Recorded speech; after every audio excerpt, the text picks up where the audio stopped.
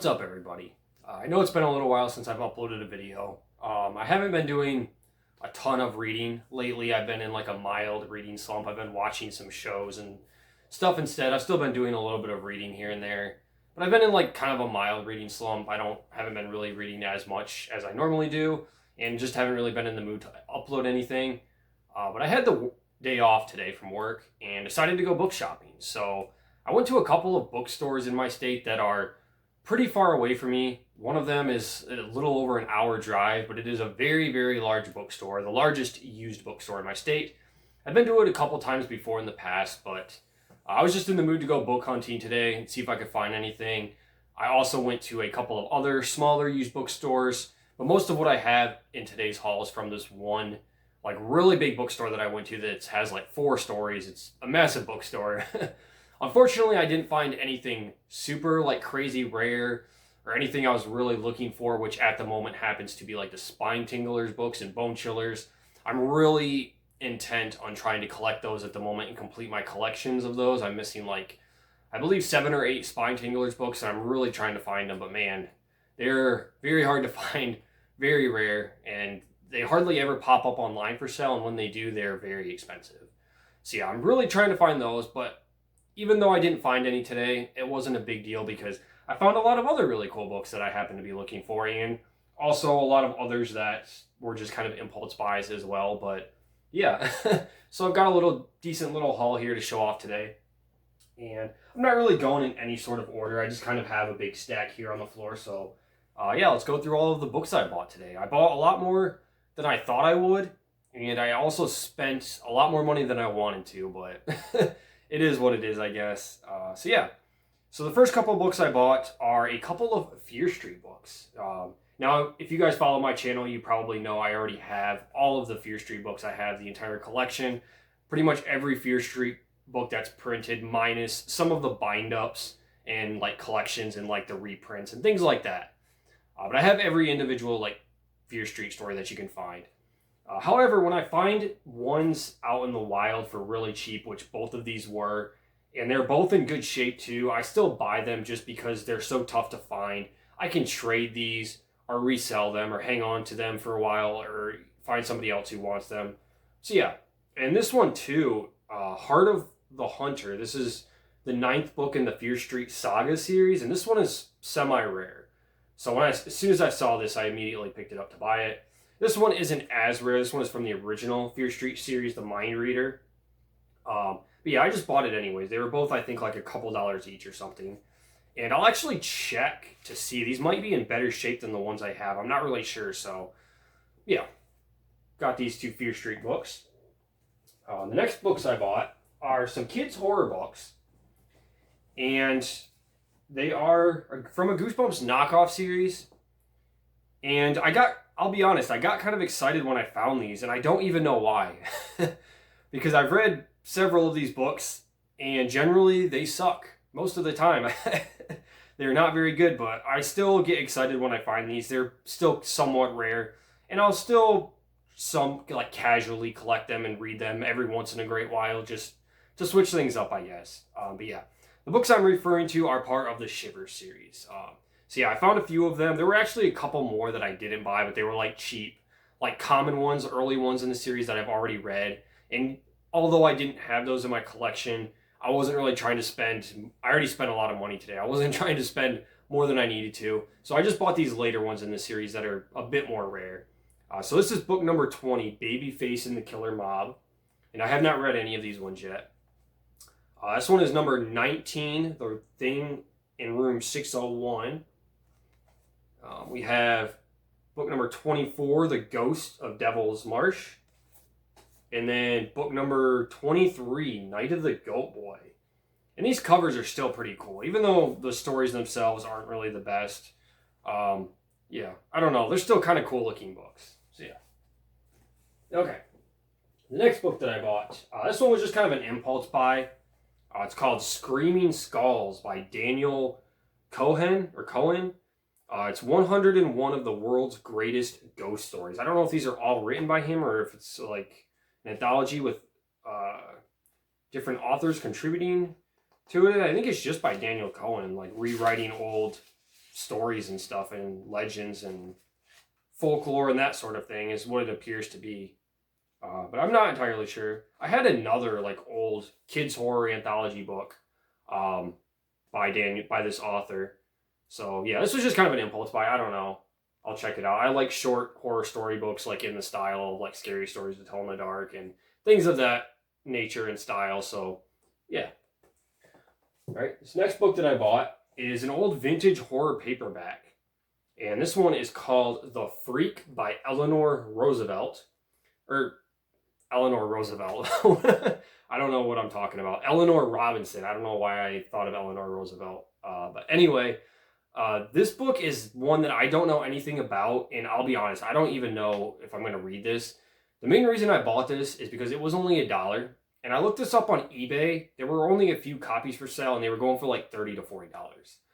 So I'll probably just going to resell this and make some money. I don't know. Maybe I'll try reading it first. But I have so many vintage horror paperback books from hell that I haven't even gotten to a lot of the ones I already have. So yeah, I don't know. If anything, I can just flip this, and I do that from time to time. I'll admit it. I do kind of keep an eye out for rare books that I can resell, pretty much to just kind of keep funding this hobby that I have of collecting and reading books. I'm not doing it as, I'm not like trying to be dirty and going out and finding all these books and trying to get top dollar for them. And, I'm not trying to do all that, but if I do see some rare books out in the wild, I will sell them, and basically just to keep me buying more books, essentially. So yeah, I bought that. This next book that I bought is called Ghost Abbey by Robert Westall. And this appears like it might be part of the Point Horror series. And I actually have another book that's similar to this that a friend of mine bought for me that he thought was part of the Point Horror series. And it turns out it's not. It's part of a series called the Hippo Haunting series. I had never even heard of it. I didn't know anything about it. It's like a young adult thriller horror series, very similar to Point Horror, that also happens to be published by Scholastic. And this one doesn't have it on it, but the other one has the Point imprint on it, like the little Point logo at the top there. So yeah, I guess this is part of another young adult horror series called the Hippo Hauntings. I don't know much about it, but apparently I looked it up, and this is the first book in the series. And then I think the one my friend bought for me a while back was like the 7th book in the series or something. So yeah, I don't know. But this looks like exactly like a Point Horror book. So yeah, that's Ghost Abbey by Robert Westall. These next 2 books that I bought were on like a kid's bookshelf at one of the smaller stores that I went to, and they were buy one, get one free, which pretty much is the only reason I grabbed these. One of them is the second book in the Rotten School series by R.L. Stine. This one is called The Great Smelling Bee. And as a collector of all things R.L. Stine, I feel obligated to collect The Rotten School as well. I've currently only have the first book, or had the first book. I now have the first 2. And yeah, I'm not exactly real excited about these or plan on reading them anytime soon. But just as an R.L. Stine fan, and I just feel obligated to collect this series as well. And it's a pretty big series too. I believe there's like, I don't know, I want to say like 15 books in this series or something, or maybe more than that. Maybe it's like 20. I don't remember, but yeah, eventually I'll get the others. I'm just not in a big hurry. This isn't something that's a priority for me, but I'll get them all at some point. And then the free book that I got that was a part of like that deal is this one called Alfred Hitchcock's Monster Museum. And this is a short story collection with short stories in here by Ray Bradbury, Joseph Payne Brennan, Jerome Bixby, Richard Parker. So I guess there's just like some classic horror stories in here. It looks like it's more geared towards kids though, so yeah, I don't know. It just looks cool, and I pretty much just got it for free from buying that Rotten School book, so yeah, why not? Okay. Moving on, actually, hold on, before we move on to the bulk of the collection, I got 2 more books I want to show off. So one of them is Harry Potter and the Prisoner of Azkaban. So I own every single Harry Potter book in hardcover now, minus the very first one, the Sorcerer's Stone. I have all of them except for the first one. Even though I've read well past that, I've already finished the Half-Blood Prince, and I just have to read the Deathly Hallows now. But yeah, I was looking for books 1 and 3 in hardcover, and I found this one today. Now I just got to find the first one hardcover, and I will own them all in my personal collection. So yeah, I was happy to find this, and it was super cheap. It was like $5. So yeah. And then the other book I want to show off is another vintage horror book, and this one is Carrion Comfort by Dan Simmons. I've heard a lot of good things about this book. I currently have one other Dan Simmons book that I have not read yet, and this is a pretty thick book too. How long is it? Holy crap. This book is nearly 900 pages long. This is quite the chunky novel here, but yeah. I will probably read this at some point. I've heard a lot of good things about it, and it was only $4.50. I guess that is a little bit pricey for a used book, but yeah. I'll probably check this out at some point. I was kind of excited to find this. Okay, now moving on to the bulk of my collection. Pretty much all of these I got at the big bookstore that I went to that I drove over an hour away to go to. And I was super excited to find these. And this is where most of my money went, was to all of these books. So the first books that I got, and the ones I'm most happy to find, are some Tarzan books. Some of you might already know I've been reading through this series gradually and trying to collect these specific editions, these Ballantine editions with these black borders and black spines to them. And I have almost all of them now. I found 4 of them today, and now I only need the last 2 books in the series, books number 23 and books number 24. The ones I found today that I was missing was number 15, Tarzan the Triumphant. Looks like he's fighting some wolves there in the cover.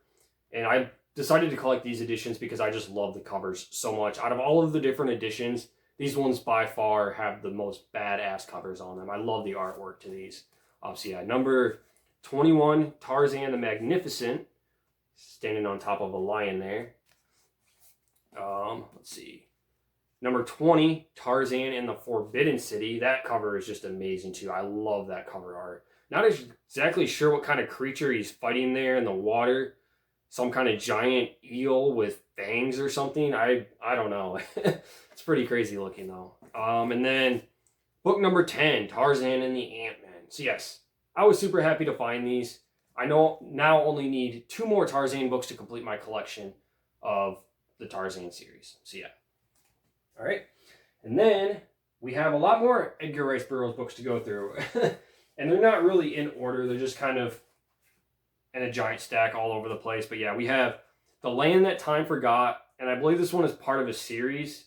It makes me mad that there's like kind of stickers there in the cover, but it's whatever, I guess. We have The People That Time Forgot, which I think is the sequel. Then we have this one, Out of Time's Abyss.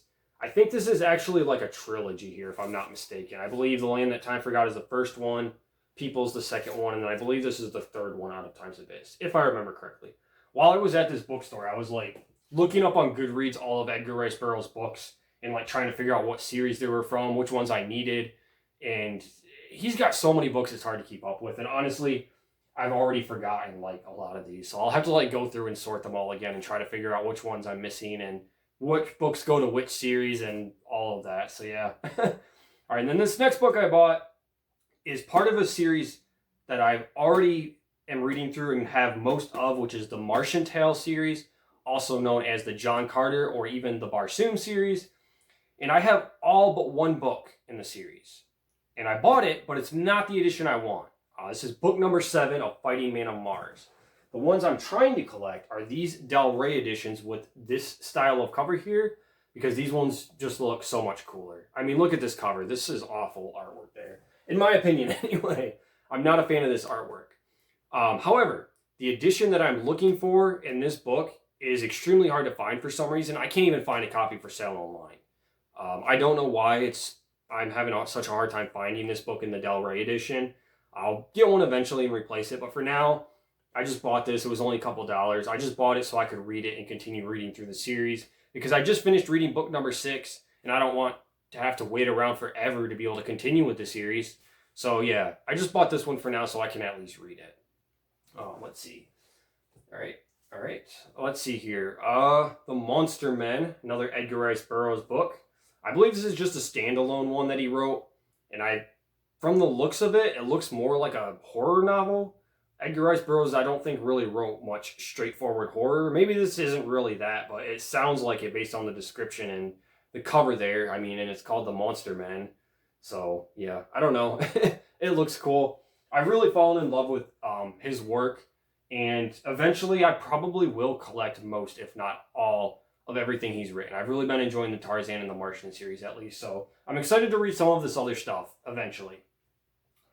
This one is actually, I believe, like a biography of Edgar Rice Burroughs. It's called Master of Adventure by Richard A. Lupoff. It says, the illustrated inside story of Tarzan, Pellucidar, Barsoom, and the many wonderful worlds of Edgar Rice Burroughs. So yeah, I guess it's just kind of like a study, like nonfiction book of his work. I don't know if it tells much about his life, Burroughs' like personal life, or if it's just like an essay of his work. But yeah, I just thought this was kind of a cool looking book and decided to buy it. So that's Master of Adventure. We have Return of the Mucker, and I didn't even know there was a sequel. I actually already have the first book called The Mucker, but apparently there's a sequel called Return of the Mucker. Who knew? I'm blown away by how many books this guy wrote. It's just insane to me. We have At the Earth's Core. This is like a weird movie tie-in version. I'm not really a fan of the style of this book and the cover on it, but just I might replace it eventually. But for now, this is one that I needed, so I just bought it. We have Back to the Stone Age, and this cover is gorgeous. This is a Frank Frazetta cover, I believe. Frank Frazetta's artwork is so good. Yep, it is. This is a Frank Frazetta cover. And I believe this one is also part of a series. Is it part of the Pellucidar series, maybe? I can't remember. I'm already forgetting. He has so many different series that he wrote and so many different books. It's hard to keep up with them. I think this is part of one of the series that Burroughs wrote. But yeah, there's that one. Then we have some that are part of the Venus series. And I think I have almost all of them now, because I think there's only 7 books in the series. And I believe I have 5 of them. So we have The Wizard of Venus. We have Carson of Venus. Pirates of Venus. And then Escape on Venus. And then I also have the Tarzan book. Or no, not Tarzan. Yes, there's like a Tarzan book that's like a mashup or like a crossover with one of his series, but I don't think it's this one. I think I'm confusing it with another series. I think it's the Pellucidar series. I'm getting his series all mixed up. It's hard to keep up with them. There's so damn many. But yeah, this one is also a Frank Frazetta cover art, I believe. It doesn't say on the copyright page, but that kind of looks like a Frank Frazetta cover. But yeah, this one is really cool cover art as well. I like that one. And then we have a few more Edgar Rice Burroughs books. This one is Tanner, or I don't know how you say that. Tanner of Pellucidar. This one might be a Frank Frazetta cover too. I wonder if it says. It doesn't. Yep, this one is also a Frank Frazetta cover. Then we have just Pellucidar. I'm assuming this is the first book in the Pellucidar series. And this one is probably a Frank Frazetta cover too, because the cover on it looks awesome. It very well is. And then the very last book is a standalone one. I think. I don't know. He probably has some hidden, obscure sequel for this as well. This is The Mad King by Edgar Rice Burroughs. I've never even heard of this one. I didn't even know this was a thing until I found it at the store. There were actually more books, quite a few more books by Edgar Rice Burroughs that I did not have at the store. But I was already kind of a little bit over my budget. I did not plan on buying as much as I did. And I had to, unfortunately, put some of them back. I couldn't buy all of them, so yeah. But this is The Mad King. This looks like a medieval type story maybe, or I don't know. But yeah, this one's pretty big too. Most of his books are really short, like 200 pages. You can read through them in like a few days or a couple days. This one is like a 350 page novel. So yeah, it's kind of interesting to see him writing a longer book. So yeah, that is, I think, everything. That is all the books I hauled today. Thank you guys so much for watching. I will be uploading sometime soon my March reading wrap up. Like I said, I didn't really read a lot this month. I've just been in a mild reading slump, I guess. Just haven't really been in the mood to do any video reviews. But here, coming up soon within the next few days, I'll do my monthly reading wrap up, talking about all the books I read in March.